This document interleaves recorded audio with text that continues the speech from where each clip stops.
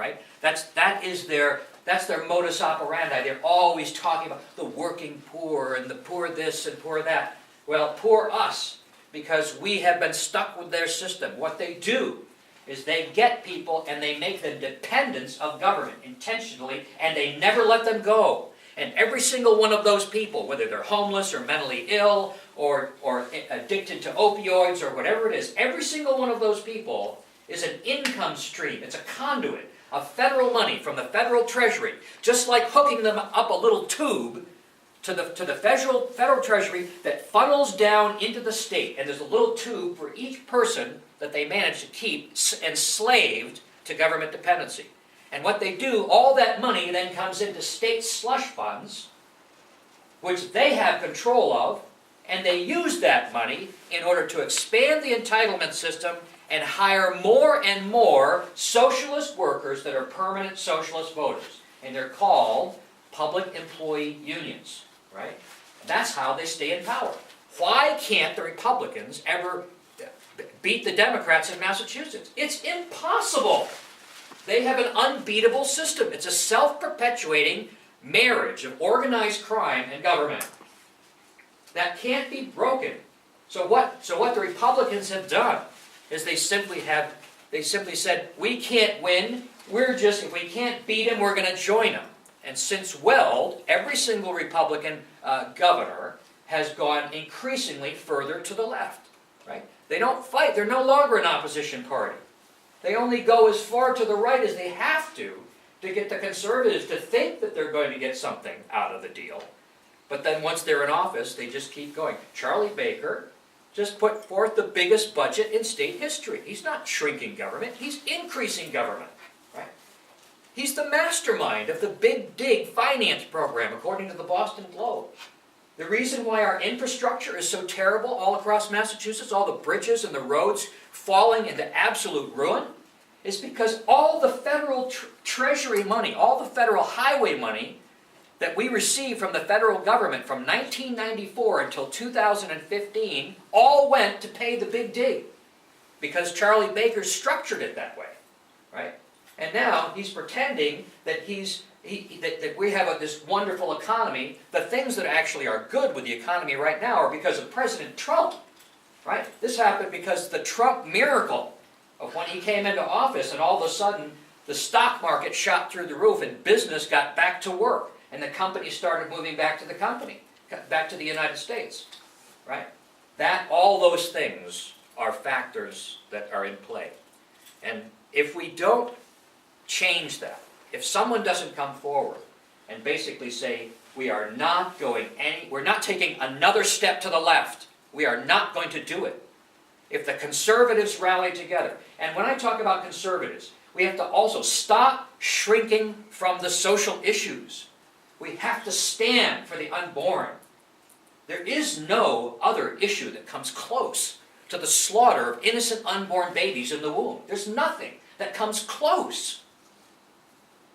I got an award this week from a Kyrgyzstani organization called the World League of Citizens and Civic Associations. Right? It's a human rights organization in Bishkek, Kyrgyzstan, where I went in 2016 to help when the Kyrgyzstanis were trying to amend their constitution to defend marriage.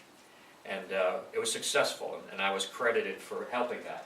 And I just got an award this week, a silver medallion with some Kyrgyzstani symbols and things on it. It was just a token sort of thing, but it was a great thing to receive, and a real honor.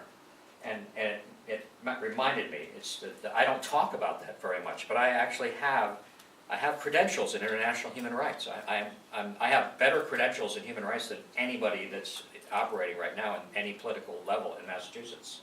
I have a certificate from the University of Strasbourg that I earned when I was getting my law degree. I'm the author of the Riga Declaration on Religious Freedom, Family Values, and Human Rights. It was published in 2006 in Riga, Latvia. And when I was in Bishkek, Kyrgyzstan, we published the Declaration of the Natural Life Movement, which is basically the universal values of the natural law And Kyrgyzstan is a Muslim country, right? It's majority Muslim and with a large Russian Orthodox population, but there's religious tolerance there, the kind that we would really like to have. This is not like Arab radical Islamists. This is a good system. Anyway, so I started thinking about that, about human rights and civil rights. And that's the problem that we have, is that we have allowed ourselves to fall prey to the idea that civil rights are the highest standard. The rights that government gives us, those are civil rights, and not human rights. Human rights are what the founding fathers acknowledged in the Declaration of Independence, right? The inalienable rights, natural rights, they called them. It's also in the Massachusetts Constitution. Those fundamental rights are the very things that we need to fight the hardest for. The right to life, the right to family, the right for a mom and dad to have authority over their own children, and not allow the state to assert greater control over children than the parents do. That's the second part of the upside down problem that we have. So that's why I'm a full spectrum conservative, and I will not shrink from speaking the truth about those issues. Now, I believe we're in the best possible position to be able to take the governorship into conservative hands this year than we've had probably in a century, right? Mr. Baker is convinced, and he working with the Democrats, they have propped him up to present himself as the most popular governor in America. It's all a bunch of nonsense. I don't know a single conservative that was asked in any of those surveys. It's bogus. Maura Healey has intentionally stayed out of the race. She would beat him in the year of Me Too, right? An open lesbian in Massachusetts in the year when women are throwing men out of office because of the Me Too movement. She's sitting on her butt and in the Attorney General's office. So there's a deal there. I think Charlie Baker intends to run for president in 2020. Both Baker and Warren are going to run for president.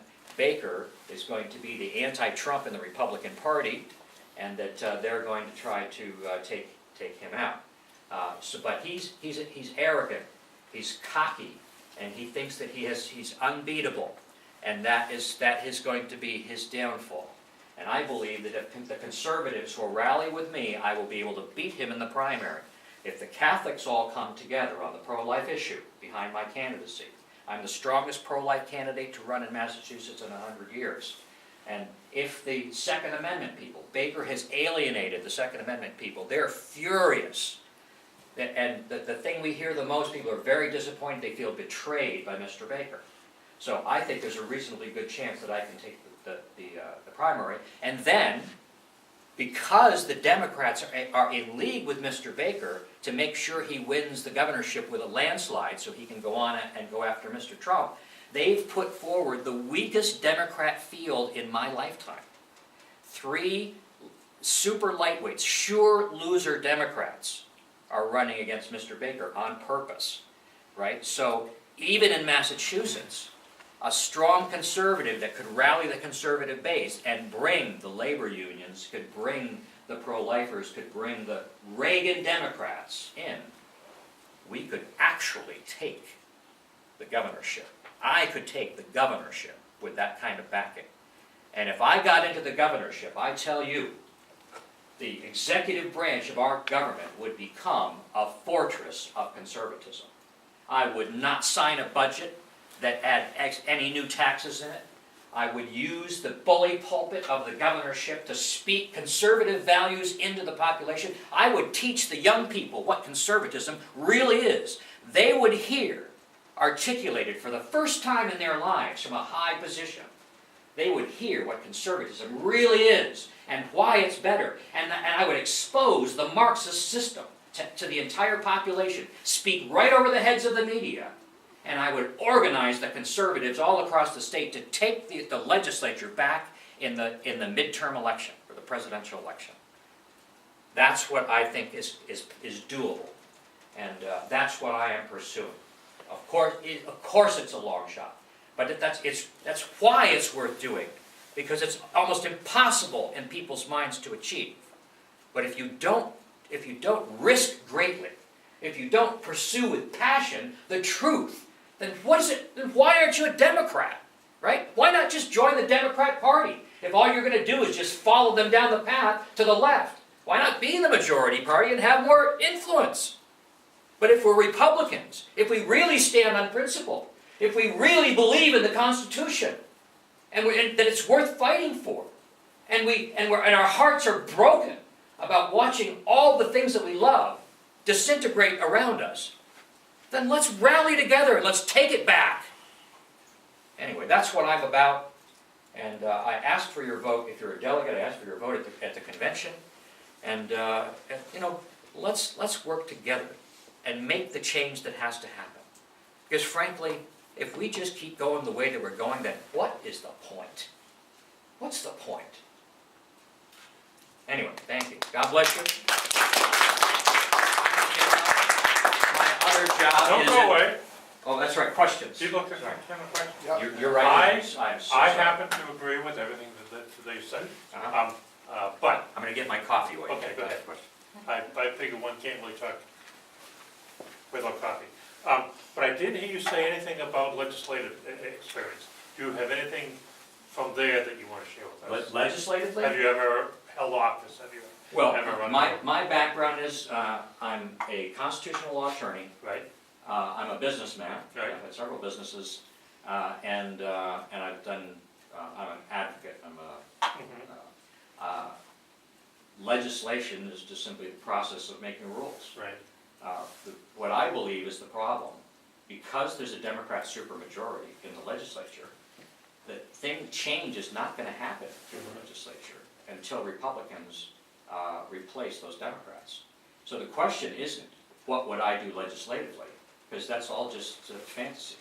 What the question is, how are you going to flip the legislature, right? How are you going to flip the numbers so the Republicans can actually be putting policy through? And what that is you have to actually have a revolution. You have to have passion. You have to inspire the conservatives. You have to inspire the independents to come back to the Republican Party. They have to have something to come back for, and you have to convince them to organize. This party, it's shameful that we're down to 10.6% of the electorate. The Republican Party. 10.6% of the electorate. It's embarrassing. Why? Because the conservatives left, because no one was defending conservatism. Now, there's the majority, I think, of the Republicans' delegates are still conservative-leaning, but they think of themselves as pragmatists, and so their conservatism really is just sort of kind of academic. I think I'm going to get better than 20% of the delegates. It's my sense of things from what I'm hearing from people. But I am under no illusions. I'm not going to be able to step into the... It's like Trump. If Trump had a Democrat Congress to deal with instead of Republicans, then all he would have is the executive branch. That's all I'm going to have, the executive branch. The judiciary is going to be opposed. The legislature is going to be opposed. They're going to try to do everything to try to stonewall and to sabotage. But the executive branch has power of its own. Executive orders, all of the agencies, and the bully pulpit. And that's the most important thing. That's why God has given me a gift of being articulate, being able to communicate, to inspire passion. That's what's needed. And if the population, the conservative population, and those that have been fence sitters, decide that, yeah, we're going to take our state back, then the legislature could be taken back in 2020. That would have to be the focus. And in that 2-year period, you just simply you get right down, right up to your elbows in the soil of the Republican Party, and you fix the party. You put stronger people in the state. People have real principles and values, and not rhinos. Get the rhinos out of the way, bring in real conservatives, build an army to go after those legislative seats and put everything we have into taking the legislature back. And then once we have the legislature, then we can take the courts back. Because it's the legislature just like in the federal government, it's the legislature that has the ability to rein in the courts. The executive branch can't do it. Yet, well, that's my expertise. I'm a constitutional law attorney, and I know, Massachusetts is unique in a few ways. We've got the Governor's Council doing that, not the Senate Judiciary Committee. Well, the Governor's Council only approves, right? It's an advise and consent. But what we really need is we need an ethics, we need a judicial ethics review, a citizen review committee on judicial ethics. We need legislatively to adopt the rule of impeachment, where impeachment is easier than it is right now. Or and recall. What's that? Or recall. Or recall, yeah. Right now, they're in there for life, and that should That be could be a 70 years. constitutional amendment, yeah. 70 years. Yes, federal still for life. Yeah, But well, the 70 years state's is 70 life. years. Depends on when you put them in. Yeah, I know, well, I'm 12 years old, maybe I'll be 82 when I'm done. No, it's, yeah, this week, but that's really the problem. So, talking about what we do legislatively is, you know, it's all academic. There's a lot of things I'd love to do. Now, one thing I would do, and I think this would bring things to a head very rapidly. I've promised to do this, that the first executive order that I would issue is to declare the personhood of the unborn, and to task every agency, including the state police, to defend that order all the way to the Supreme Court. And that would create a constitutional crisis. The judges would attack the order, the legislature would try to do something about it, but it would allow us to bring in the Trump administration and its exceedingly strong pro-life emphasis, and to get this into the Supreme Court where we could take down Roe versus Wade. And then while all that's going on, see the genius of Donald Trump. I think Donald Trump is a greater political genius than Bill Clinton was. And before Trump came along, I had never seen anybody quite like Bill Clinton. But Trump is like he's got the hand puppet like this, you know, with the crude words coming out, and they're apoplectic about it. And over here with the other hand, he's fixing everything. He's changing, he's deregulating, you know, and nobody even talks about it, because all they can talk about is whether he's potty mouth or, you know, it's brilliant. The guy is just a genius. But the deep state is not fooled, and they're trying to take him down, like they're like cornered rats. But I think he's God's man, and I think because of that, he's going to be. I think he's going to win. I think he's going to be do even better than Ronald Reagan did in 1984. And I just want to be. Look, I spent the last 2 years with my wife traveling around the world studying the populist movement in 27 countries. I went from country to country, meeting with people involved in it. I was in London for the Brexit vote. You know, I spoke in various places enthusiastically about it. I connected, I networked, and that, you know, I know there is a new world. There's a new wave, a wind blowing in the world. What the Donald Trump presidency and election was not an American phenomenon. It's a global phenomenon. It's the American version of a worldwide counter-revolution against Marxism. That's really what it is. And the globalists are doing everything that they can, of course, because their entire everything, the whole New World Order agenda is at risk of Donald Trump staying in office and things like Brexit spreading. So the best thing we can do is to just simply join together in that. You know, grab your pitchforks, you know, grab your torches, you know, join the